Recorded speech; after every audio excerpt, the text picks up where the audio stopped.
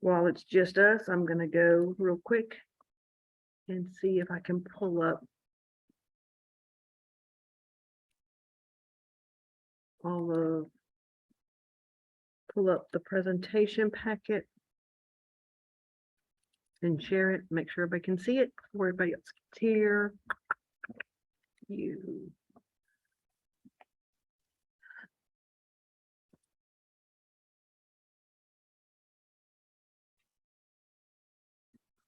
I need to share it first and then put it in that mode. Hold on.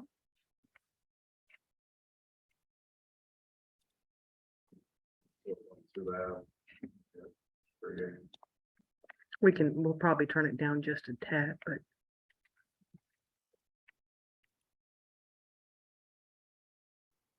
Somebody tell me if you can see this. It says supplemental NOFO bidders conference. Yes. Thank you.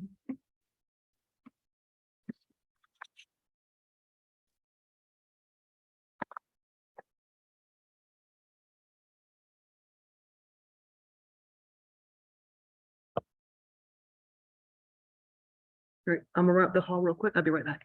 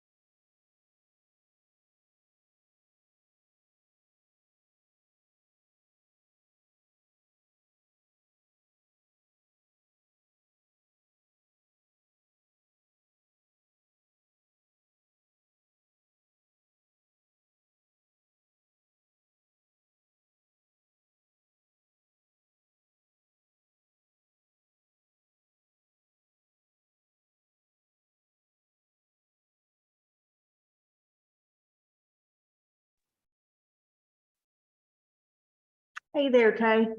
Again, if you will, and I should have said anything to, or hope.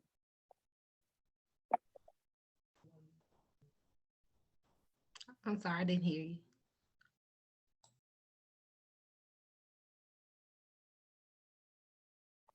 Me making sure I don't get any background. Okay, good. There we go. I was getting some feedback. Go ahead and put your name and organization in the chat box again for attendance purposes, and I'll start us off.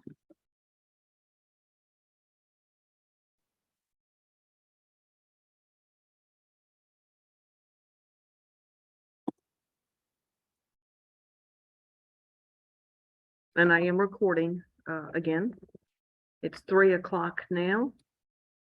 And we'll give it a few minutes. We have Kim Jenkins here again from Open Door. And I think the young lady, what was her name again, from Hope Harbor? Something. Her last name was Foster. I know that. She's going to be joining us. So we'll give it a few minutes as folks are trying to get logged in here.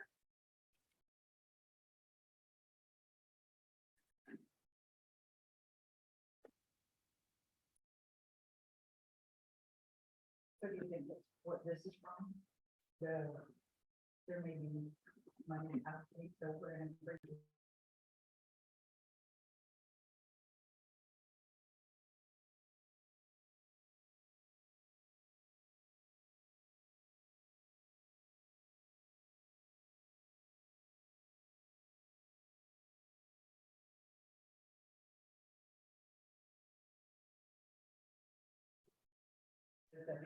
Well, I think a part of it, and I've unmuted us. I think part of this, not only this new NOFA, but I think of all of this is, if you look at the rental assistance, the prevention dollars, and those things that were allocated as part of the CARES funding and everything else, there's a lot of money out there that's been allocated but hasn't been obligated. Because I think everybody's philosophy was just ask for it, just ask for it, just ask for it. And I don't necessarily agree with that. I am one that likes to, if I'm going to ask for it, I'm going to have a good idea of what I need and what I need it for, and be able to be reasonable about it, not just to, well, if I can get it, just ask for it. And then, right. Well, and it's part of the discussions too, is, the last week we were talking with our ESGCV, and guys, we're going to give it 2 more minutes for everyone to join us. But we were talking about the allocations for prevention. And they said, well, your utilization. I said, well, no one was able to use anything until almost November for prevention anyway. So it's, it's not going to be what we expected when we started this process in June of 2020. Yeah. So, yeah, which seems to be amazing that we've been at this for 2.5 years, or 2 years and 2 months now. But if you go back to March, it's almost 2.5 years. Yeah. It's been a whirlwind, and it's gonna sprawl all the time. Absolutely, absolutely, absolutely, absolutely. All right, we'll give it 1 more minute. If you have not, please put your name and organization in the chat box, so we can have a record of attendance. Again, we attach all of this and make sure we have all of these documents together so we can show that we did a public announcement and had a program where folks actually attended. Give it 1 more minute and then we'll get started. I'm going to go ahead and open this screen up to share. And yes, I know I'm sharing it in PDF rather than PowerPoint. This way, everything, all the different formats and everything else are in one spot so we can see them all together. And you're seeing exactly what I have in my little handy dandy packet. So if you see me bend over, it's because I'm making a change as we go along. And I had to do that a little bit last time when we were in our 1 o'clock meeting. So if you'll bear with me, just want to make sure that everybody gets the same information the same way every time. Right, we got about 30 seconds and we'll get it rolling.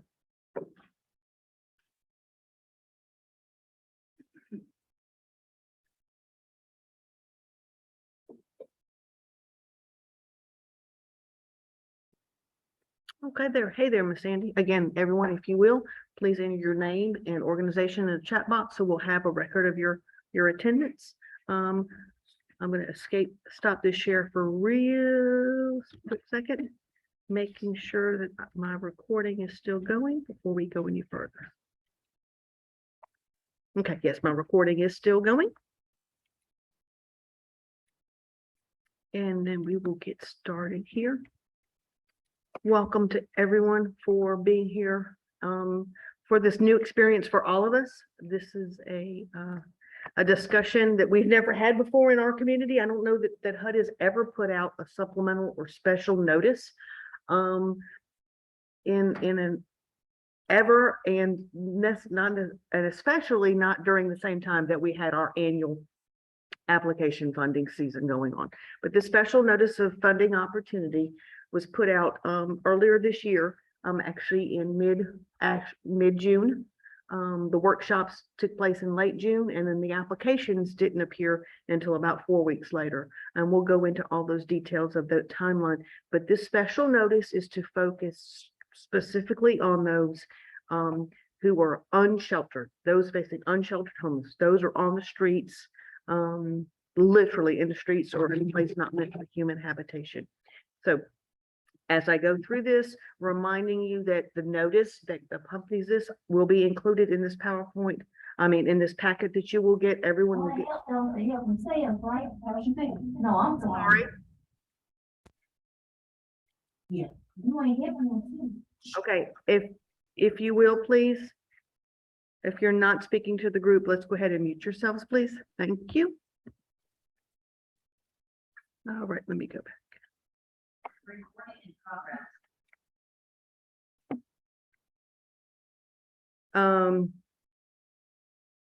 me go back to the sharing on my screen here. I apologize for that.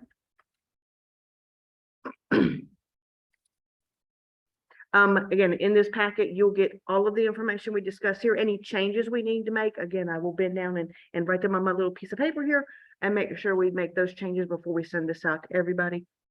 Again, I'll reiterate this as we go along here. If you have any questions after we meet today and questions about the application and how you do things, there are certain things now in how to access, how to submit, and all those things logistically about the application. No problem. We'll be glad to help you, myself or Sandy Watson, who serves as the chair of our applications committee for our continuum of care. We'll be glad to help you with that.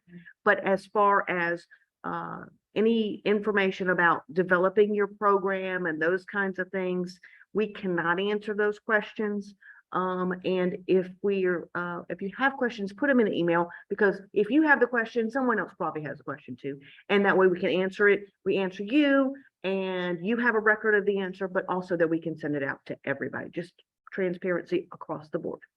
So moving right along here, we're going to go through and talk about what a continuum of care is, talk about this competition, because yes, this is a competition, believe it or not.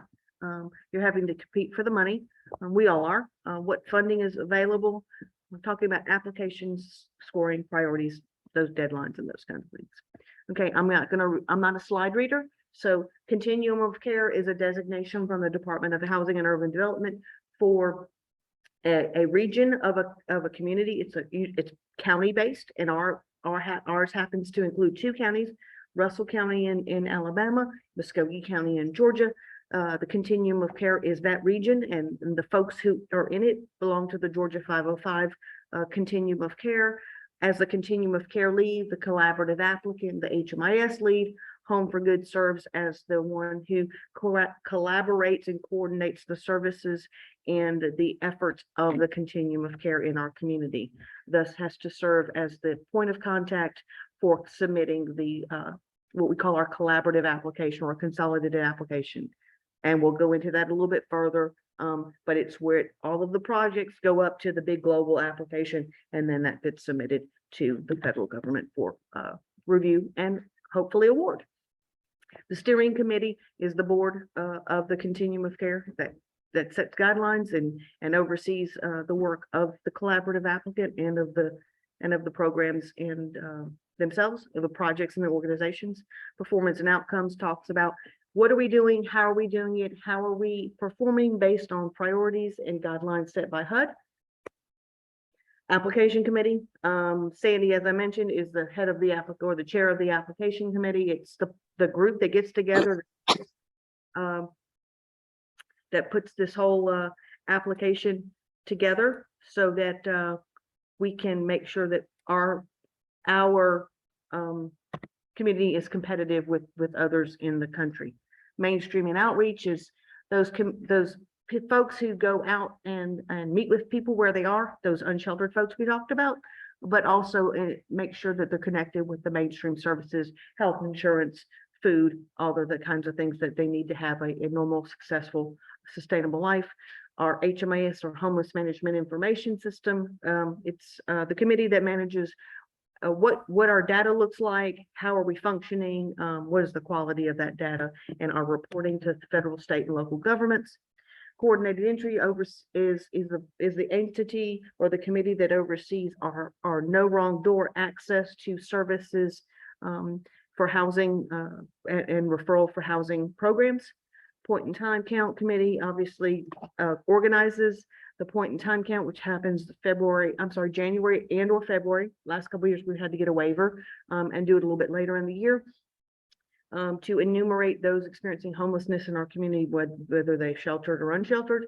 And landlord engagement is the newest committee of our continuum of care, trying to recruit landlords, engage landlords, set standards for performance of landlords, performance of tenants, create relationships, and hopefully increase the numbers of safe, affordable housing in our community. I'm whizzing past all this. You guys can read that. Want to get into the actual application and what this is available for. These are the chairs of your committees. The board of directors here for the continuum of care. I just realized I left that acronym here. CCG stands for Columbus Consolidated Government. For Mr. Rob Scott, he's the Director of Community Reinvestment and Real Estate for the City of Columbus.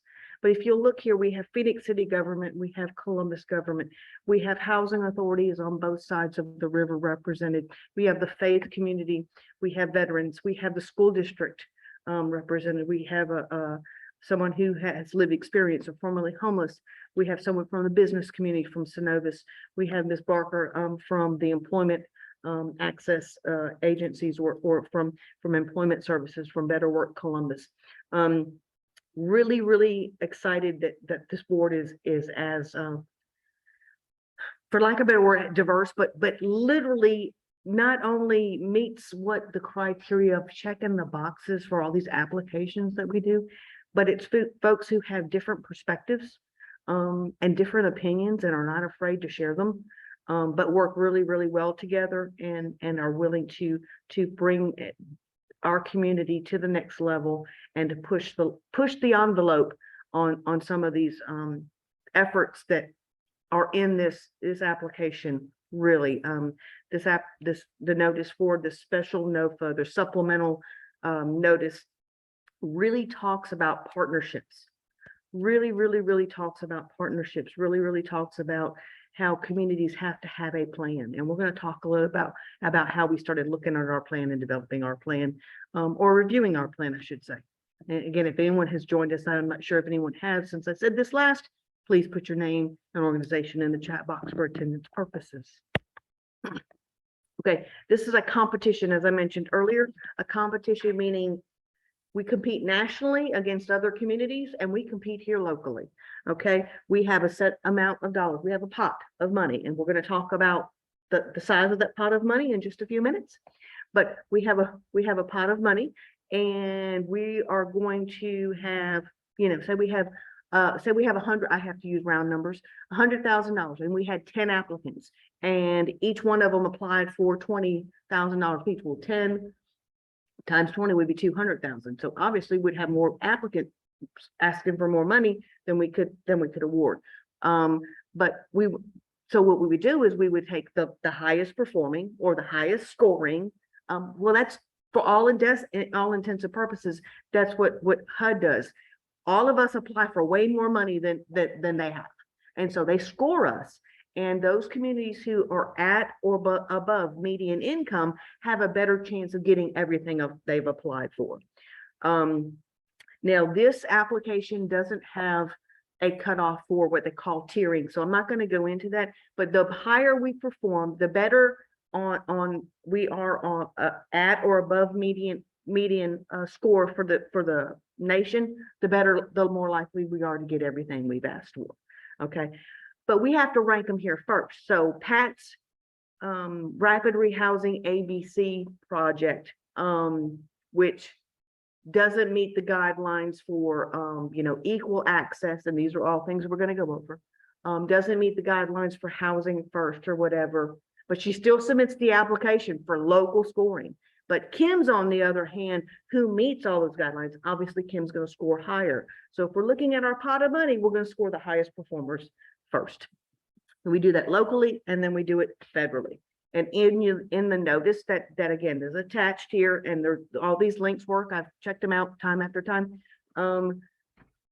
They read the notice. It talks about all of that, and it's going to take a couple hours, but it really broadens your perspective on what the competition's all about. Again, making sure that you're competitive locally. Make sure that the project you're applying for is eligible. And making sure that everything is filled out. I mean, that's critical. I always tell folks, if there's a box and you don't have an answer to for that box, put an NA. Never leave anything undone.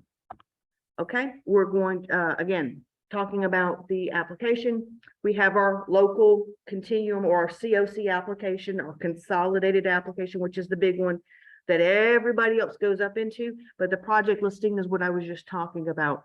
Those projects who've submitted applications, and they're ranked based on how they scored according to our score sheet that we're going to go over in just a few minutes.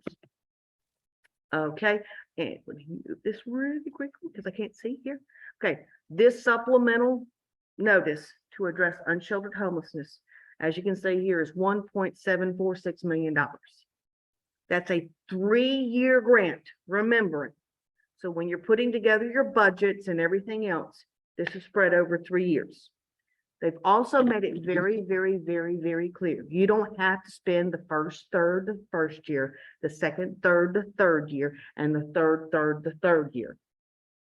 By the end of the third year, you have to have spent your money. The hope is, and the rumor on the street, and HUD has suggested and winked, that at the end of the 3 years, this will be rolled into our annual renewals. We don't know that for sure, but this is an opportunity to get some stuff done that we haven't been able to get done.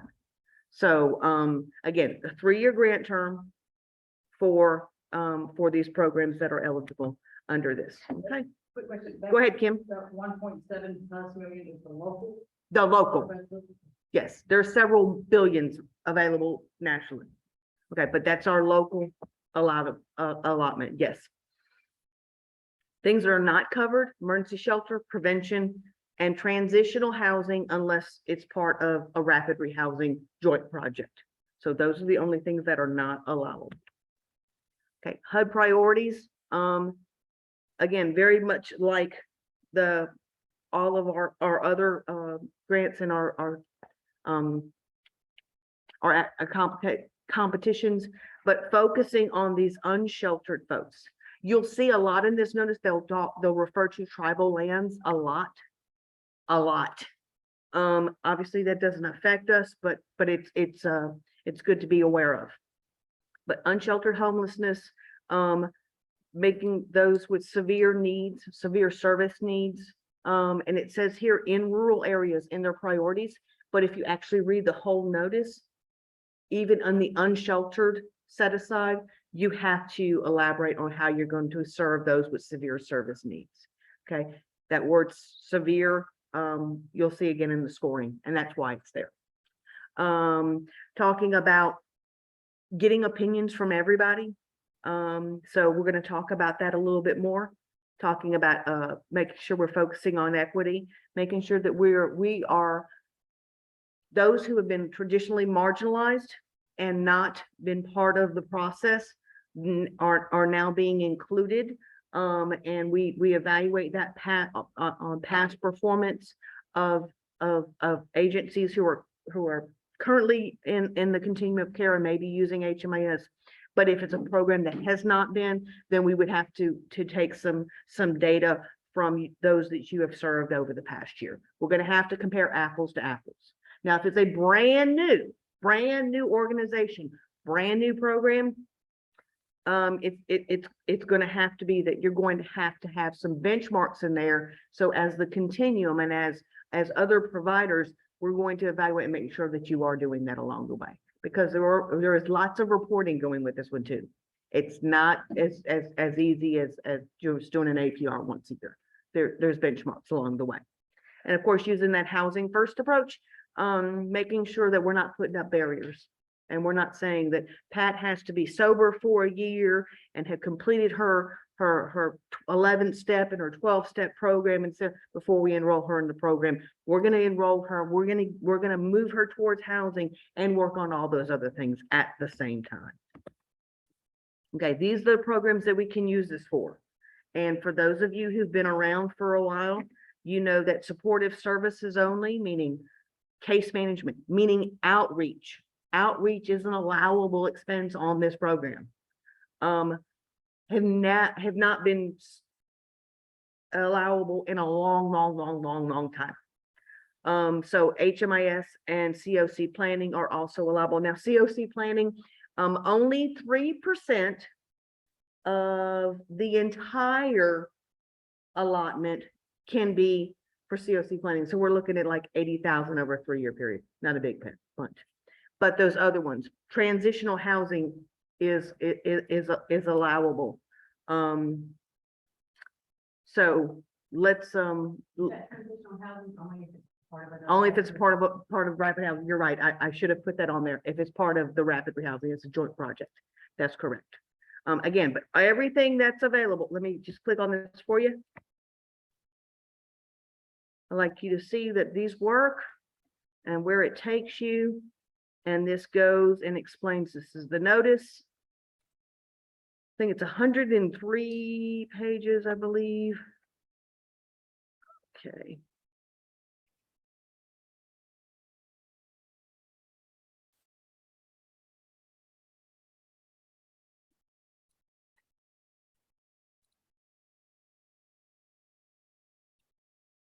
Oh, this one was 67. The other one was 103. This goes through everything and explains everything. And again, this link works. You can go here. Really encourage you before you do anything to read this. It really opens up your eyes. And I don't know if it's just me, but it also, for me, it really makes me think about some things and have some thought about, I never would have thought about it that way, or I didn't even consider that, because you're looking at things from a different perspective.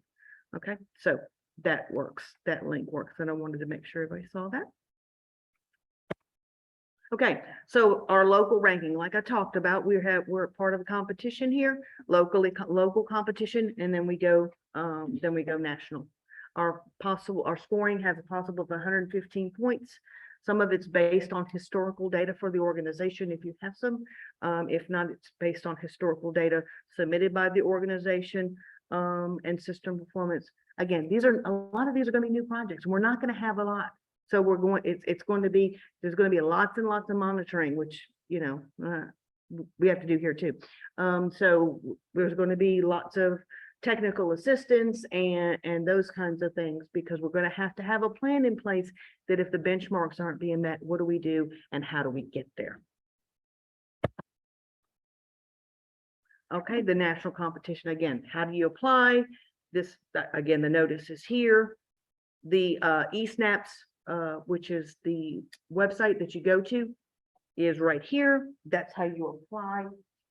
You have to go through eSNAPS, and I'm going to actually add to this a how do you register and get an eSNAPS login. It's really easy. If you already have, you know, your 501c3, and if you already have your DUNS number, If you're already in SAM and you have a unique identifying number, UIN, those are all required. And here's the link to the project applications. Moving right along. Okay, talking about timelines and all that. Again, HUD has some real strict guidelines on when things are presented and when they are due. Okay, so on the 22nd, they presented or released the NOFO or the NOFO, the Notice of Funding Opportunity. They also then released the maximum awards that are available, and that's where that 17 came from. In fact, get back really quickly. I'm going to go back one or two and take you to what that looked like when it was posted. So not there, obviously.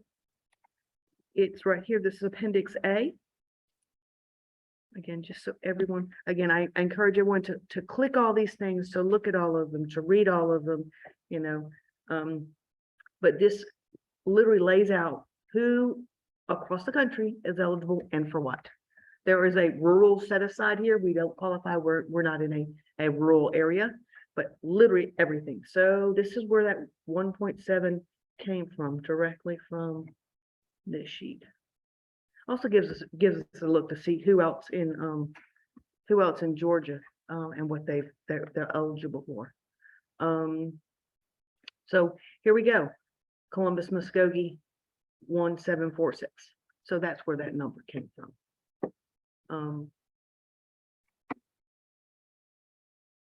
Second,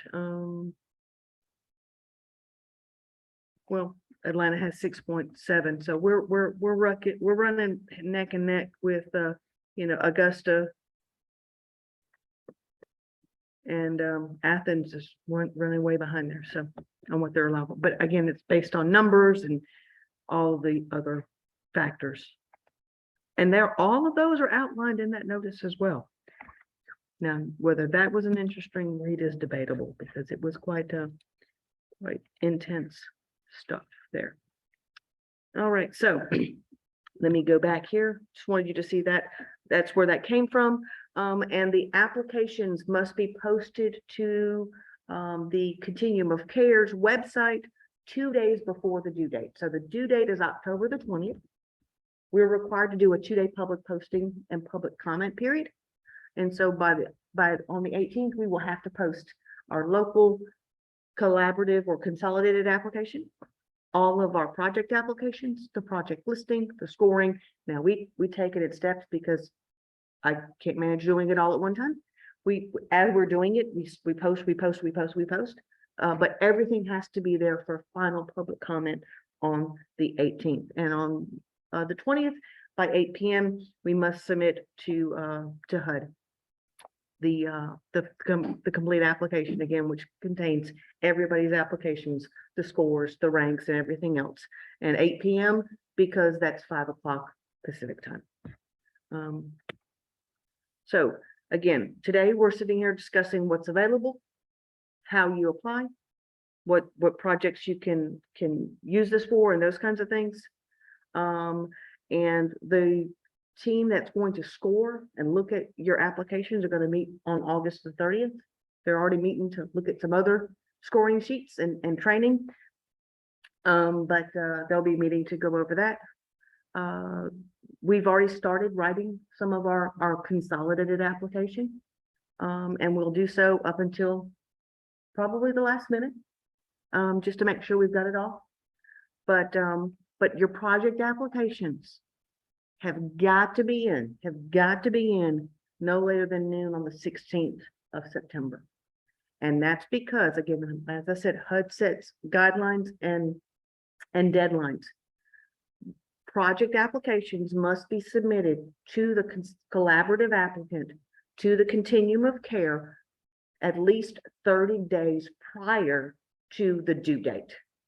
We don't wait to the last minute and do it the 20th and the 20th just in case.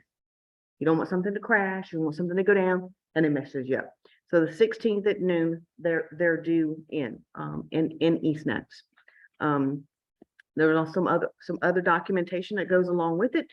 that must be included at the same time. Now, if as you're doing your application, you can say, hey, here's my this, here's my this, here's my this, here's my this, boom, and your application's done, and we're notified when your application is submitted.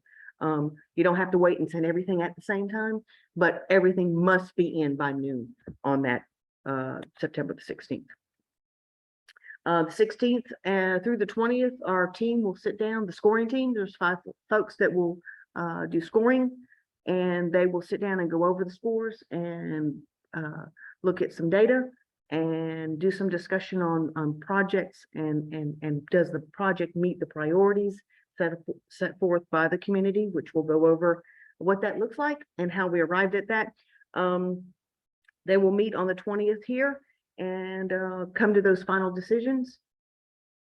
The list will be sent out to the agencies and posted to the website saying, hey, this is what it looks like. You scored number 2 out of 10.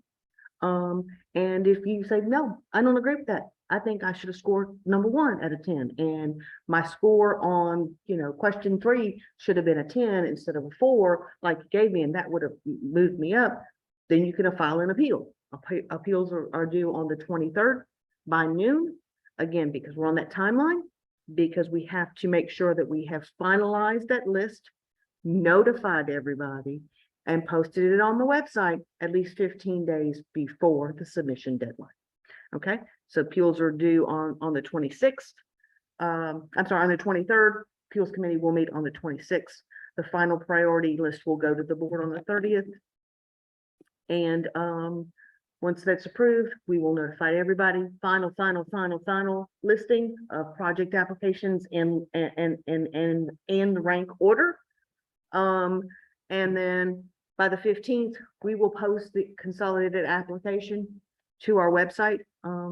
Again, because we have to have that couple days of public, and it's public viewing and comment period. And it's our goal to submit our application on the 17th. Again, a few days ahead of the deadline, simply because if we need extra time, we got it built in. And in case something happens with the server or this or that, the other. There are some forms that you will read in your notices. They're called certificates of consistency, that as soon as you submit your application in eSnaps, we as a continuum of care are required to submit those forms to the local city manager for signature. We take care of all of that for you. When we deliver them, you'll get an email probably from Denise that says certificates of consistency, or maybe Miss Amanda from the United Way. Certificates of consistency for this project, this project, this project, this project, were submitted to the city, community reinvestment department for review before passing along to city manager, and you will see the signature sheet that shows you that they were hand delivered.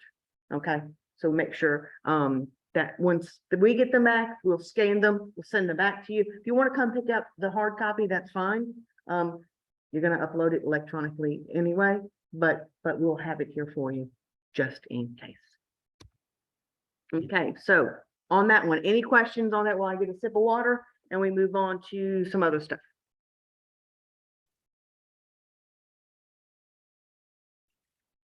Okie dokie. Moving right along.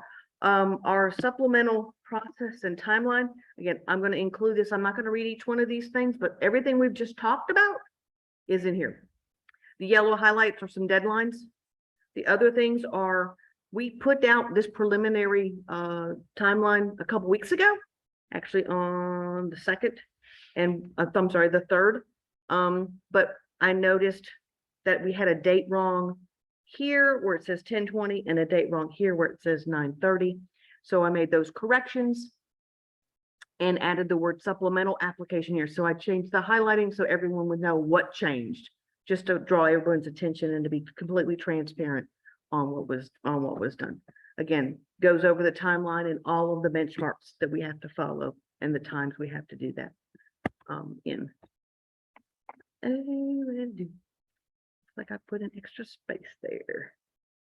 Okay, so the scoring sheet.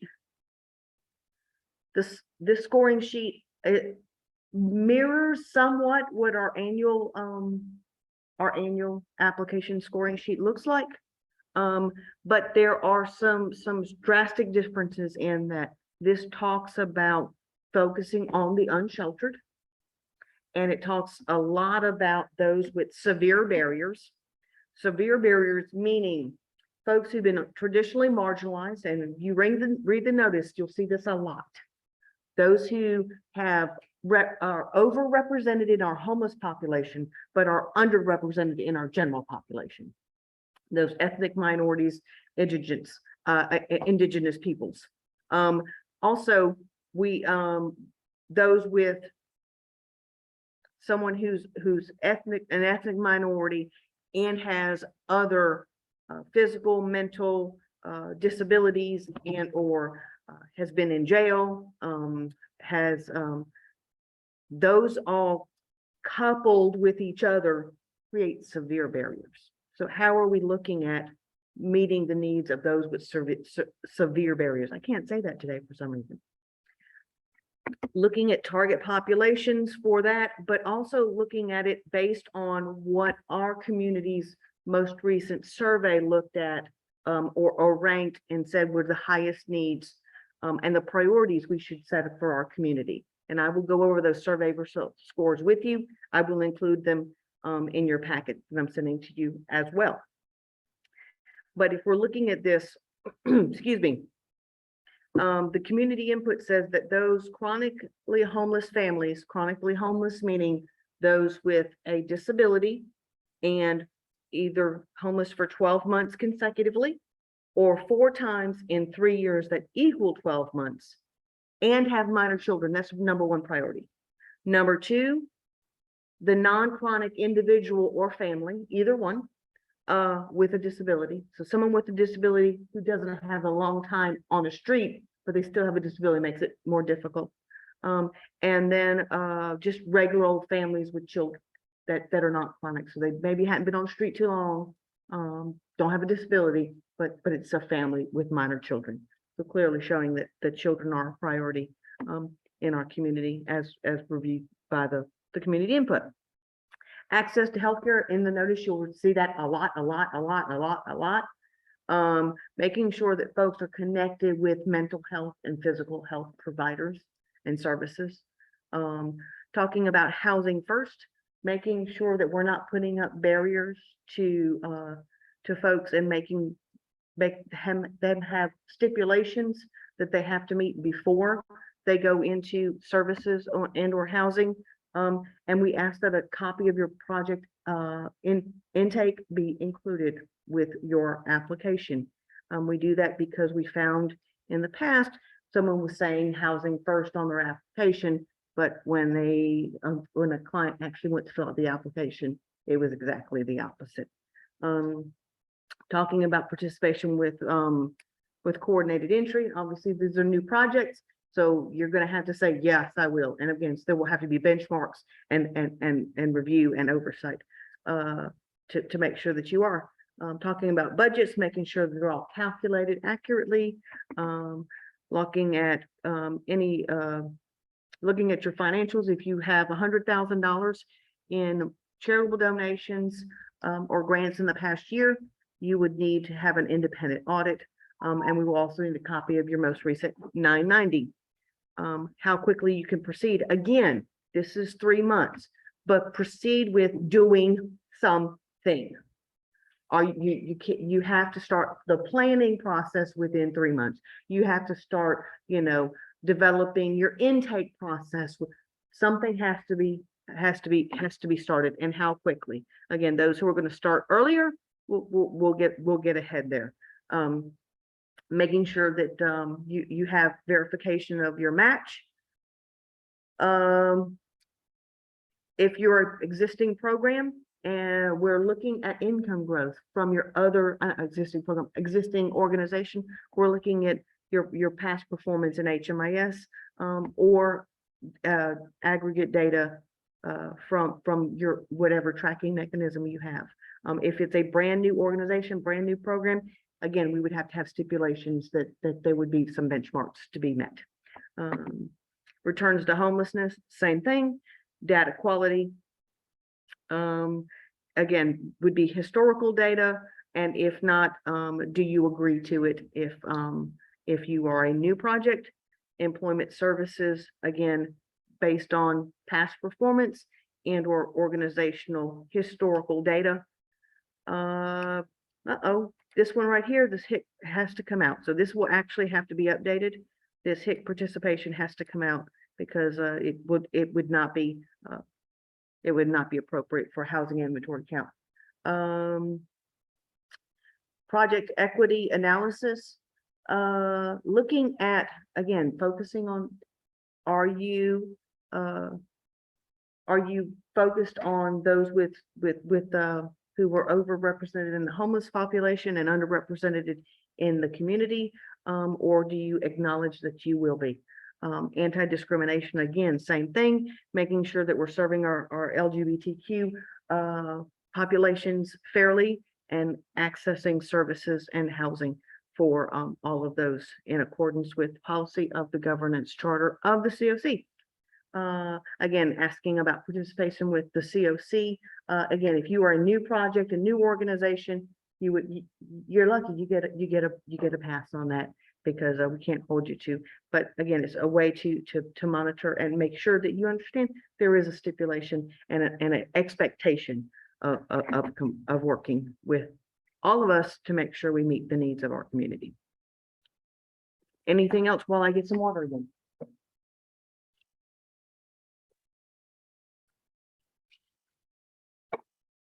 Okay, so financial statements declaration. And this is literally, again, all of these will be, the packet will come to you just like this, but we will also separate all of these in our posting on our website. So you can click on it, print it, fill it out, and it's done.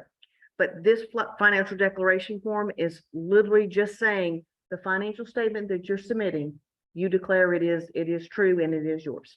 And again, we've never had an issue with that in our community, but we were asked to put this in there because there were issues in other communities where people were less than forthcoming with their documentation.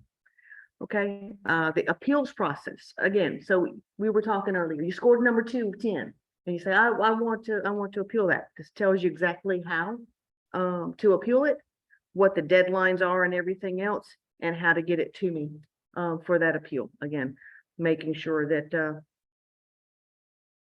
we have notified everybody at least 15 days ahead of time. So the final date we will notify you of that appeal will be September the 30th. So just making sure that everyone's aware of that appeals process. Okay, the last thing that we're going to go over on in this packet before we get to the interesting part, which is our community input, is the checklist for this. Each of these things, and I'm going to add an addition to this, add on here what needs to be sent directly to Home for Good and how to send it. So I'll put an asterisk.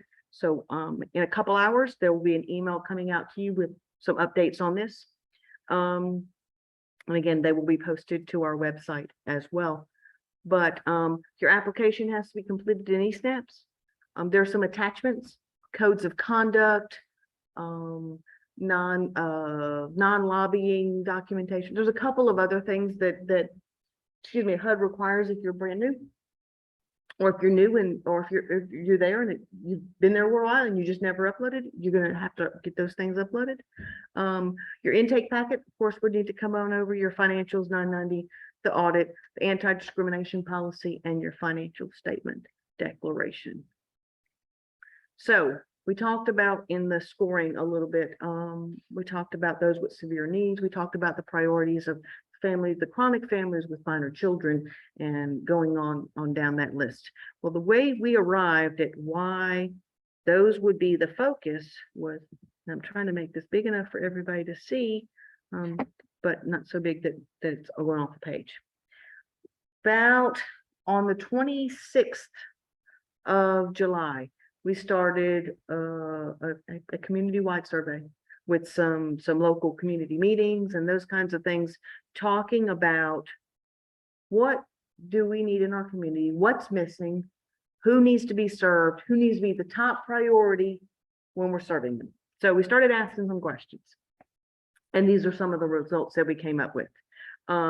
it was overwhelming that those who are chronically homeless families with minor children should be the top priority.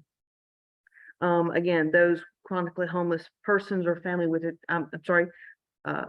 with a disability, the non-chronic families with minor children, non-chronic families. So again, this is how those priorities on our scoring sheet were established. This is directly from community input. Then we looked at also what are the programs that the community thinks we need to make sure that we're successful. From a housing perspective, purely housing, rental assistance, leasing, those kinds of things, permanent supportive housing led the charge. Then it went to rapid rehousing. Now, if we look at those things I mentioned earlier that were not available for funding for many years, or if ever in the federal notice, case management and HMIS are neck and neck. So being able to capture the data, analyze the data, know what it means, and being able to manage those clients on a longer term basis were the number 1 and 2. Then we're looking at, after that was street outreach, followed by coordinated entry, followed by planning. So all of these were things that people in our community, all of us, meaning us collectively service providers, were given the opportunity to take the survey. But we also had a real hard push. We were supposed to stop our survey on August the 9th. We pushed it to the 11th because we were really wanting to get a little bit more input from those with lived experience. Now, we had done face-to-face meetings and got beat up and had a lot of, you didn't do this, you didn't do this, we didn't do this, we didn't do that, which is going to happen. But that's okay. But we didn't get a lot of data that we could show someone. And I wanted something to show someone. So we asked several providers, hey, everybody you come in contact with today, see if you can ask them a couple of questions and let them let's get them answered. So we had a couple day push, and of that came this.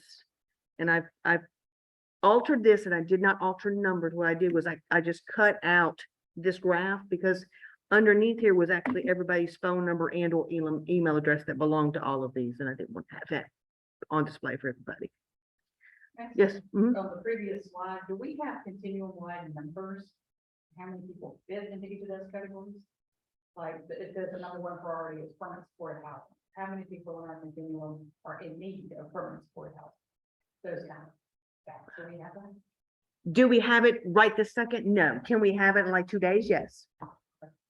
That to me, I think would be informative. As to what the depth of the need is in each of these areas. When we state that it's a need, but how big of a need is it really? Are we talking about 10 families or 100 families? Right. Right. Okay. So you're saying to have, Denise, can you write this down? To assess the numbers of individuals and families that would meet into each of those criteria. Perfect. Yes, we can do that. And that would be interesting because we're publishing this survey results on Friday. It would be a hand-in-hand wonderful article to say, okay, this is what folks said we need. This is how many people in our area actually meet the criteria for those programs. As far as need, I mean, if they're already in permanent. Well, yeah, no, but I'm saying in need of. Yes, that'd be great. Example, obviously, if they're in permanent supportive housing, then Yeah, I'm saying, but if you say that if we say there's a need for permits, how many people, it's a gap analysis. How many are in now? How many need it? So how many do we have? How many do we need? yeah, Right. And I think I'm most curious. I'm going back, Yeah, the first line where we're talking about, like the number of, I think the number 1 need identified was chronically homeless person, families with minor. Yes, children. Then that kind of thing. Right. How many are there? Yes, How many yes. students are- Absolutely. Yeah, we can do that. Charles is over here rolling his eyes at you right now, Kim, because he knows as soon as you leave, I'm going up the hall. We're going, hey, Charles. But yeah, that's wonderful. So having that So now you got me all juiced up. Thanks, Kim. I'll be crunching numbers all night long. But yeah, but all of that to say that we had 26.1% participation amongst those with lived experience. So of the 46, I think it was, people participated. Yeah, of the 46, 26% or over a quarter. So 23 would be a quarter. So 7.5, 6.5, would be a quarter of 46, right? But I don't know, 26%. Anyway, my math is obviously off. It's been a long day. But 26% participation, that's huge. And getting it from folks who are not sitting in their offices, and making these decisions, but folks who've been there, done that, or are there now. And so that was very, very exciting to me. And doing a deeper dive and seeing who meets those criteria, Kim, I think is just where we need to go. So I look forward to seeing that. So with Sandy said something about what, 12?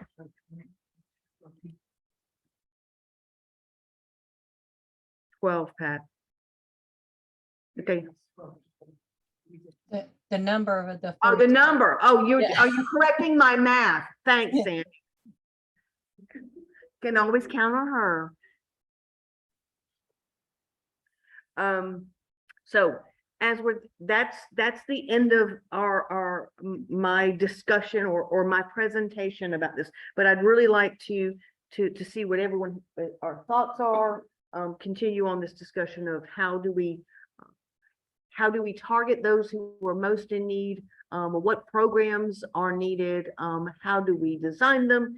Just let's just have some discussion, or if no one's even thought about it, go, oh wow, I never thought about it because I never thought it was available. I know community case, Kim mentioned just a little bit ago, it was a year or so ago, maybe 2 years ago, we were sitting here having a discussion and we were talking about, community case management, and we all just sort of giggled and said, well, it's not going to happen because nobody's going to pay for it. Well, by gosh, someone's going to pay for it now. So having the opportunity to put our necks out there and ask, I think is not a bad idea. Is not a bad idea at all. Now, if you're reading the notice, you'll notice that those with larger unsheltered homeless populations are eligible for a bonus. Okay. And that is a little scary, but that the reason they did that was because they knew that there were communities such as New York and Chicago and Memphis and all that would be like, you know what, I can't do another one. I can't do it. So it was an enticing, it was a way to entice them to do it. But on the same side that the continuums of care are going to be competing against each other in the state and this and that and the other. Well, there can only be 10 continuums in a state that were funded. We don't have 10 continuums in Georgia. So we're right. So if we don't get it, it's not because of that. Or that's what they said anyway. So let's any discussion, any questions, any concerns, anything that I need to add other than the access to eSnaps, make the change on the HIT on the scoring sheet for the HIT, and anything else. Okay, first I want to say I'm blind here. Okay, I'm driving blind, so everybody jump in. Next thing is Andrea and Kim are probably not going to appreciate me just throwing this out there, but they know I love them. Okay, if that matters. So help me think through this, just as a scenario, because I haven't read everything, so help me.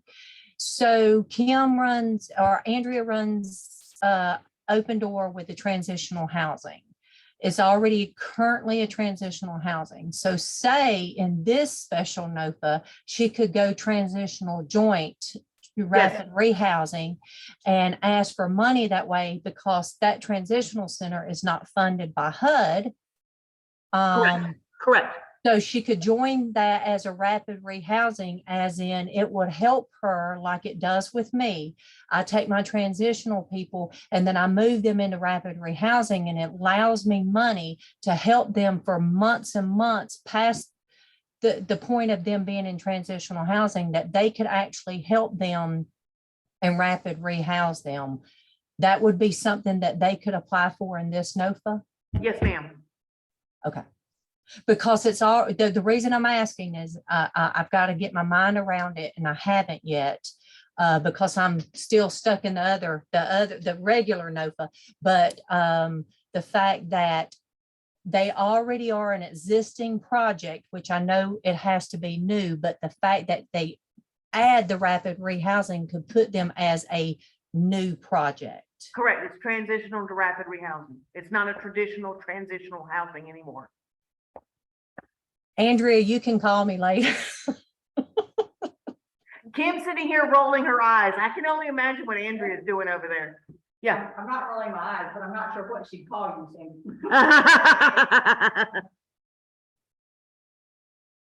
I just thought it would help, as in it's really helped me. The rapid rehousing piece has really helped me, especially the women coming out, you know, because they all have substance abuse problems.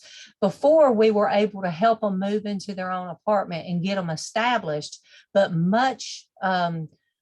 anything much after that, we never had the funds to be able to help them. Now you had that whole 24-year piece that if they move out of transitional housing, out of say your transitional housing within 12 months, you would still have 12 months to be able to help them with monies to keep them established and get them, you know, in their new apartment and housed, I mean, in a job. Insurance and all that. Yeah. Right. Okay. That opportunity, how does it work if this is focused on unsheltered persons? Because if bringing they're in people- transitional, they are unsheltered.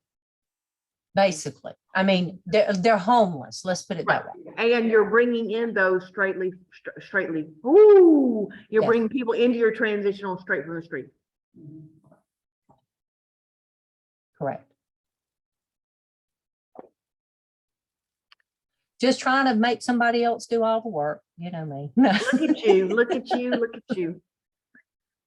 Any other comments, questions, concerns? Yes, ma'am. Antoinette is here. Go ahead. So how, okay, it seems like there's two transitional, right? So you got open door, top-town. Okay, it's irrelevant here. Okay, I was just asking, Mhm, so my question is like, as far as like the rapid rehousing, mhm. like, is it like a certain number of people and organizations that can deal with rapid rehousing? Nope, there's no stipulations like that. Again, we have 1.1746 million. Our application has to be that or below. And way we get there is by that scoring sheet. So if you applied for 250 units, right, and I applied for 250 units, and both of us, you know, and we had this one and that one, and we applied for, you know, total of 2 million. Well, those whoever was at the bottom of the scoring list and the ranking, we would start chopping there. I think we also need to be mindful of what you said earlier, which is getting money for things that we then can't spend it for.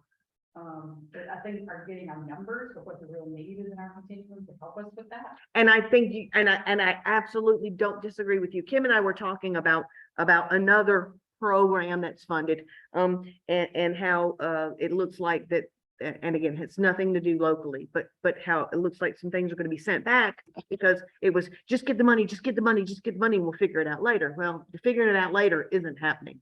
But I think you're absolutely right, and I think to be competitive, to be beyond competitive, but to say that yes, although we'd love $1.746 million, it's only going to take 1.25 for our community to meet these needs. And these are the numbers we've come up with. And Sandy, I'm looking at you because you haven't read it yet, but there's a 15-page narrative about those with severe needs.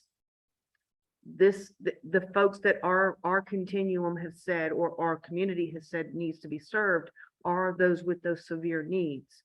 And if we can look at realistic numbers, and who do we know who has been assessed, say in the past year, that is not currently being served, that would be amazing in getting some validity to our application.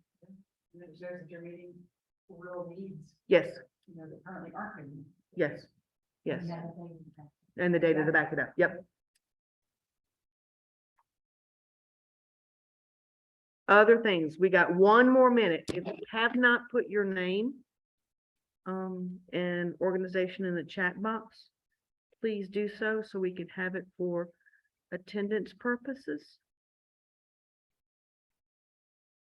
I'll print this out and we'll take it and attach it to the sign-in sheet for the folks who are here. All right, we've got about 30 seconds, folks, and we will call it a day. I'll give you back an hour of your time. Again, the information will be going out via email tonight to all of you. And then, yep, make sure I have everybody's, yep, I have everybody's email address. In fact, you know what I'm gonna do real quick? Let me get rid of this. I'm gonna print screen real quick so I can make sure of everybody who is here. And that way we can make sure that I didn't miss anybody. But we will go ahead and email everyone the information. You will have the links and all with that. I do. I'm sorry. I hear a buzzing, but I don't know where it's coming from. Okay. Sure, it's my car warranty that's about to expire. Let me real quick do a copy of this.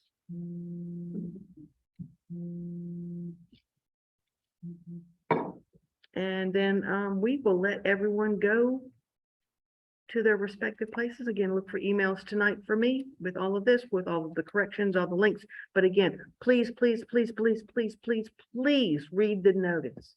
It will broaden your perspective on what is allowable, what is possible, and will probably give you some ideas like, oh, wait a minute, we've been doing that, but either we hadn't gotten paid for it, we hadn't gotten credit for it. So by gosh, this is the time to do that. All right, with that, I'm gonna call it a day, let you guys get back to it. Sandy will be talking way too much here real soon. And thank you all for being here. See ya. Thank you.